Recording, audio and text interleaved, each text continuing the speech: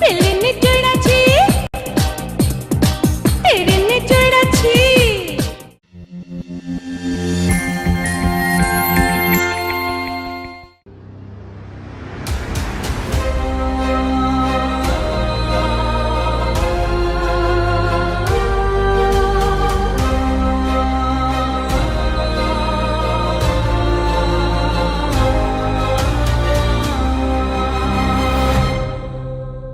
পাঁচ শতাধিক ছবিতে অভিনয় করা নাসরিন এখন যা করছেন।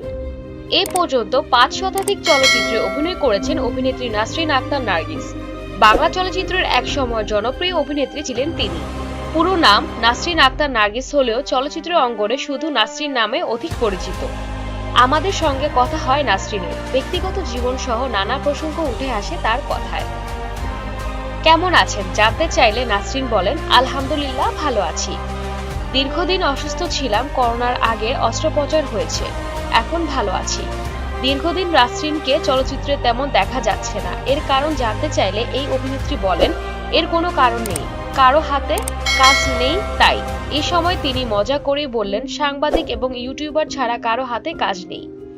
শিল্পীদের হাতে কাজ নেই, সাংবাদিক আর ইউটিউবারদের হাতে কাজ আছে। শিল্পীদেরকে খুঁচিয়ে খুঁচিয়ে নিউজ করে তাদের কাজ। তিনি বলেন, এখন কারো হাতে কাজ নেই, এটা বলে কোনো লাভ নেই, এটা পুরনো বিষয়। নাটকে কাজ করেন কি না জানতে চাইলে তিনি বলেন, নাটকে কাজ করি যদি আমার মন মতো হয়, আমার বাসা থেকে যদি কাছাকাছি হয়। সম্প্রতি একটি নাটকে শুটিং করেছি, যেটা ছিল মিরপুরের একটি ইনডোরের মধ্যে। আমার স্বাস্থ্যের বিষয় বিবেচনা করে মনে করেছি এটা সম্ভব, তাই করেছি। আমার শরীরটাও তেমন ভালো না, দূরে যেই কাজ আসে তা করার ইচ্ছে করে না। স্বামীর বিষয় জানতে চাইলে তিনি বলেন, আমার হাতে যদি কাজ থাকে, ওর হাতে কি কাজ থাকবে?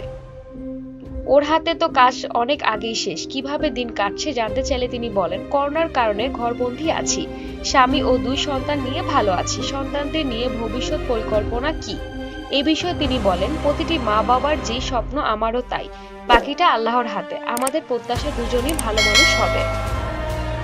সন্তানদের মধ্যে মেয়ে কামরুন নাহার আফরিনের বয়স 6 বছর, পড়েন ক্লাস 1-এ, আর ছেলে গোলাম মোর্শেদ হৃদয়, বয়স 4 বছর। উল্লেখ্য, রূপালী পর্দায় এই অভিনেত্রীর অভিষেক হয় সোহানুর রহমান সোহান পরিচালিত লাভ ছবির মধ্য দিয়ে 1992 সালে। তারপর কৌতুক অভিনেত্রী টেলি সামাদের সঙ্গে জুটি হয়ে আলোচনায় আসেন তিনি।